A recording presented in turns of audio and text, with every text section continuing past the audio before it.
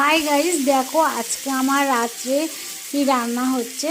তো দেখো আমার রাত্রে রান্না হচ্ছে এই যে এটা তোমরা নিশ্চয়ই জানো, এটা হচ্ছে সোয়াবিন কড়াই। দেখো সোয়াবিন কড়াই ভিজিয়ে রেখেছিলাম সকাল থেকে। তারপর এটা নুন একটু হলুদ দিয়ে প্রেসারে 7টা সিটি দিয়ে নিয়েছি।